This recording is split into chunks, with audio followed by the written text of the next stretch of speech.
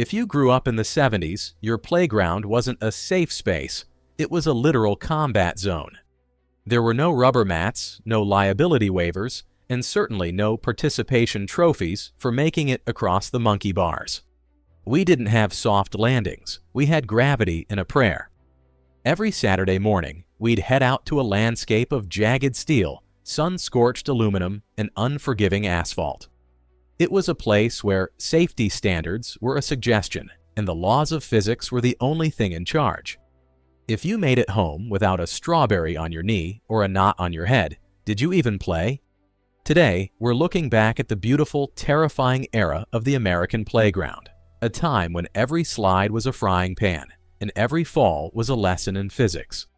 We all remember the sight of it, a towering silver monolith of stainless steel gleaming under the relentless July sun. It looked less like a piece of play equipment and more like a NASA experimental ramp. These weren't the plastic, curvy, low-to-the-ground slides of today. These were 15 to 20 feet of sheer vertical drop, accessible only by a thin, shaky metal ladder that felt like it was held together by rust and vibes. The first challenge was the heat. On a 90-degree day in Middle America, that stainless steel surface transformed into a searing industrial griddle. If you were wearing polyester shorts, which let's be honest, we all were, the friction was non-existent. You'd sit down, and before your brain could register the third-degree burns forming on your thighs, you were gone. The speed was legendary. We'd take wax paper from our sandwich bags and rub it on the surface to make it even slicker. By the time you hit the bottom, you weren't just sliding. You were a projectile. And the bottom? It wasn't a gentle taper. It was a hard, flat lip that usually ended abruptly about 2 feet above a patch of hard-packed dirt, or if you were lucky, some jagged gravel. You didn't land. You impacted. We'd walk away with the backs of our legs bright red, smelling like burnt rubber and summer sweat, only to turn right back around and climb the ladder again. It was the fry or fly mentality that defined our afternoons. If the slide was about gravity, the merry-go-round was a masterclass in G-force. It was essentially a heavy circular iron plate on a central axis, designed to test the limits of human grip and stomach lining. The goal was simple: get as many kids on it as possible and find the strongest, fastest kid to run alongside it until it reached Mach 1. There were no brakes. There were no seatbelts. There was only the clink, clink, clink of the metal bearings as the world turned into a dizzying blur of green grass and blue sky. As the speed increased, centrifugal force took over. We'd cling to those cold metal bars for dear life, feeling our bodies being pulled outward by an invisible hand. Then came the ejection. Eventually, someone's grip would fail, or the nausea would become too much. You'd see a friend fly off like a rag doll, tumbling into the safe zone of dirt and weeds. But the real danger was the dismount. Trying to jump off a spinning merry-go-round was an art form. If you mistimed it, the heavy iron edge would catch you in the back of the heels, or worse, you'd face plant into the very ground you were trying to reach. We all remember that metallic taste of adrenaline and the feeling of the earth continuing to spin long after we'd stopped moving. Modern parents would faint at the sight of what we used to call fall protection. Today, playgrounds are cushioned by 6 inches of recycled rubber mulch or high-tech foam pads. In the 70s, we had asphalt, or if the school board was feeling generous, they might throw down some jagged, oversized gravel that seemed specifically designed to embed itself in human skin. Falling wasn't an if, it was a when. We'd be mid-sprint during a game of tag, catch a toe on a protruding tree root or a cracked piece of pavement, and go down hard. The sound was unmistakable, that scritch of skin meeting stone. We all walked around with permanent scabs on our knees and elbows. These were the stickers of our generation. The gravel was the worst. It didn't just hurt, it traveled. You'd go home and your mom would have to use tweezers to pick out the tiny gray rocks from your kneecap while you bit down on a towel. There was no trauma counseling for a fall. There was just a splash of stinging Bactine and a get back out there. That hard ground taught us respect. We learned exactly how much a mistake cost, and we learned how to fall so that our palms took the brunt of it instead of our faces. The jungle gym was the crown jewel of the 70s playground.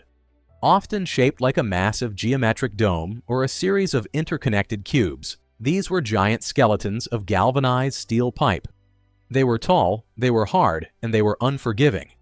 The primary objective was always the summit. We'd scramble up the bars, our sneakers slipping on the smooth metal, climbing higher and higher until we were 10 feet above the concrete. Once you were at the top, you were the king of the world, until you realized you had to get back down. The monkey bars were a subcategory of this torture. They were usually set at a height that required a leap of faith to reach. You'd swing from bar to bar, feeling your shoulders pop and your blisters burn. If you lost your grip mid-swing, there was nothing between you and the hard earth but air. We saw more broken collarbones and knocked out breaths on the jungle gym than anywhere else. It was a test of upper body strength and pure, unadulterated nerves. You learned to trust your hands because, in the world of the 10-foot steel dome, your hands were all you had. Every playground had them, the heavy cast iron animals mounted on massive industrial-grade steel springs. Whether it was a horse, a duck, or some unrecognizable blob of painted metal, these things were deceptively dangerous. The Springer looked innocent enough, but it was a finger-pinching, tooth-chipping machine. The spring itself was a giant coil of heavy steel. If you were sitting on the animal and another kid decided to help you by rocking it violently, those coils would open and close like a hungry mouth. If a finger or a stray piece of clothing got caught in there, forget about it. Then there was the recoil. If you leaned too far forward and let go, the iron head of that horse would snap back with enough force to knock a grown man unconscious. We've all seen, or been, the kid who took a cast iron duck beak to the forehead. There were no soft edges here. It was 50 pounds of metal mounted on a high-tension spring, and it didn't care about your dental work. It was the ultimate game of don't let go, and the stakes were always higher than they looked. The teeter-totter was built on a foundation of trust, a trust that was almost always broken. These weren't the plastic balanced seesaws of the 21st century. These were long, heavy planks of wood, often splintered and weathered by the elements, bolted to a central iron fulcrum. The danger was twofold. First, there was the splinter factor. Sliding your hands along that old, unpainted wood was a gamble. You could end up with a 3-inch shard of pine embedded in your palm before you even started moving. But the real death trap element was the partner drop. You'd be 10 feet in the air, legs dangling, enjoying the view, when suddenly the kid on the other end would decide they were bored. They'd jump off at the bottom and gravity would take over. You'd plummet toward the earth, hitting the ground with a bone-jarring thud that sent a shockwave up your spine. We called it tailbone seasoning. It taught us two things. Always keep your feet ready to landing, and never ever trust a kid named Billy. Looking back, it's a miracle any of us survived the 1970s. We played in environments that would be cordoned off with yellow police tape today. But there's a certain pride in that, isn't there? We didn't have safe playgrounds, but we had adventures. We learned about risk, we learned about our limits, and we learned how to pick ourselves up when the asphalt bit back.